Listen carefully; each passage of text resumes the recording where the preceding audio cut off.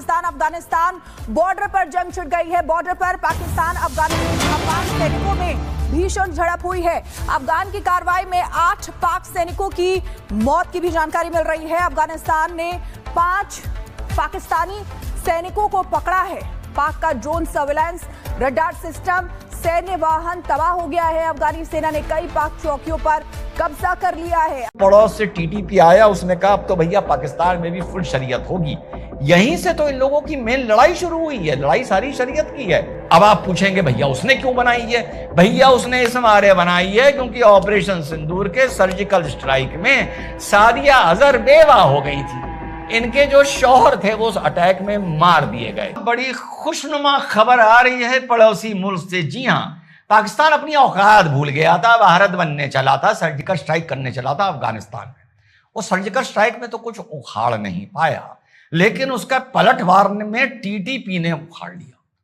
लेकिन एक दायरे में रहते हुए इन्हें ज्यादा ढील दोगे तो ये पतंग कहां उड़ के चली जाएगी पता नहीं चलेगा आपको। तो मेरी नजर में ये सब आतंकी, और आतंकी जब आतंकियों को मारते हैं मुझे मजा बड़ा आता है।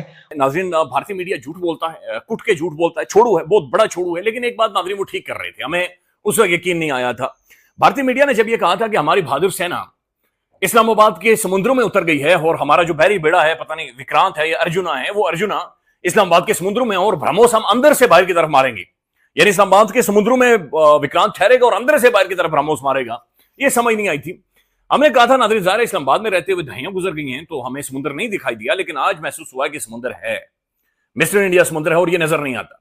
जितने कंटेनर्स आज इस्लामाबाद के अंदर लगे हुए नाज़रीन, ऐसा महसूस हो रहा है कि हमारी पोर्ट है और यहां से दुनिया भर की कुछ खौफनाक किस्म की कंसाइनमेंट हमें मिल गई है। पूरा मुल्क हमने बनाना है और कंटेनर के भर भर कर बे ऑफ बंगाल और पता नहीं बहरा अरब को चीरते हुए, समुद्रों को बिल्कुल चीरते हुए ये जाएंगे और दुनिया भर में लेकर जाएंगे। भाई आपने शहरों के शहर चोक कर दिए, आपकी पूरी इकोनॉमी। अब देखिए, ये जो शहर चोक करना है, सर्विस बंद करना है, इंटरनेट डाउन करना है, फिर सड़कों से जो विजुअल्स आते हैं इनका नफ्सियाती असर होता है, इनका साइकोलॉजिकल एक डैमेज होता है आपकी।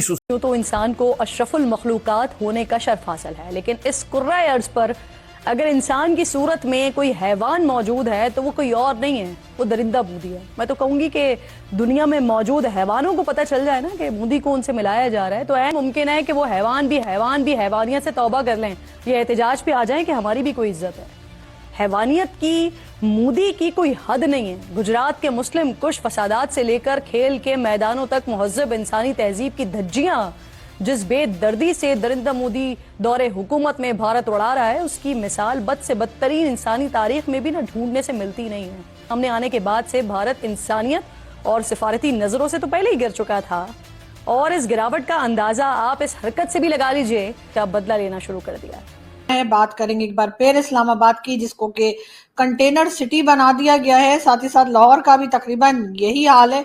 अब कहा यह जा रहा है कि जी तहरीक लब्बैक वाले जो हैं, जी हाँ, वो प्रोटेस्ट करना चाह रहे हैं अमेरिकन एम्बेसी के सामने। और जब शराबी की सड़क पर टक्कर होती है तो मुझे मजा बड़ा आता है। तो वही मुझे अब आ रहा है। तो जो इन्होंने सर्जिकल स्ट्राइक करा था उसका बदला टीटीपी ने साथियों देरा इस्माइल खान खैबर पख्तूनख्वा में जबरदस्त लिया है। माशाल्लाह साहब, वहां एक पुलिस एकेडमी है, हसन खेल पुलिस एकेडमी। लगभग 200-250 वहां रिक्रूट्स थे। बड़ा हाथा था, फौज भी लगी रहती है, पुलिस लगी रहती है। वहां पर 7 आतंकी पहुंचते हैं और वहां पर 1 या 2 सुसाइड अटैक ब्लास्ट करते हैं और गेट डिस्ट्रॉय होता है, गाड़ी लेके जाते हैं। उसके बाद 7-8 आतंकी और अंदर घुसते हैं और सुनता है बड़े हैवी वेपन लेकर, यानी लो कैलिबर की मोटार लेकर तक अंदर घुसे हैं और जबरदस्त वहां पर फिर क्लैश होता है। लेटेस्ट खबर अब तक ये आ रही है साथियों कि लगभग 25 पुलिस वाले, आर्मी पर्सनल, 7-8 सिविलियंस और 7-8 ये आतंकी, ये सभी वैसे आतंकी हैं माशाल्लाह, ये मिलाकर 50 माशाल्लाह ढेर हो गए हैं। और 2025 में अब तक इस क्षेत्र में 320 पुलिस वाले या फौजी माशाल्लाह ढेर हो चुके हैं।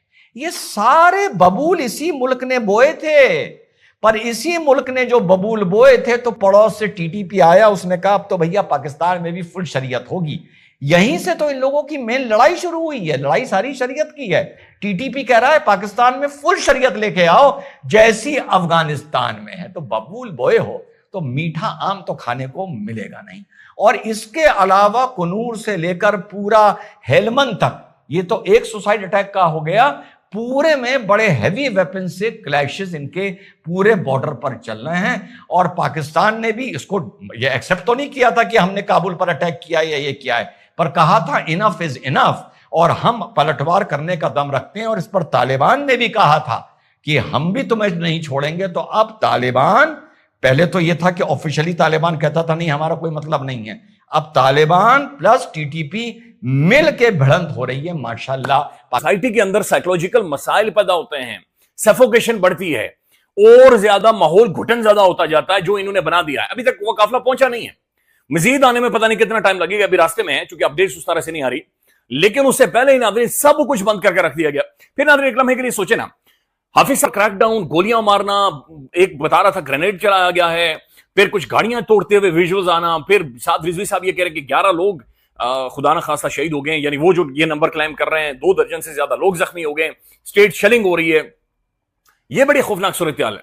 ये जो विजुअल्स आपने इन्हें दे दिए हैं, ये जो इनके ऊपर क्रैकडाउन हुआ है नाज़रीन, ये अगले मजीद 15 सालों तक कैश होगा।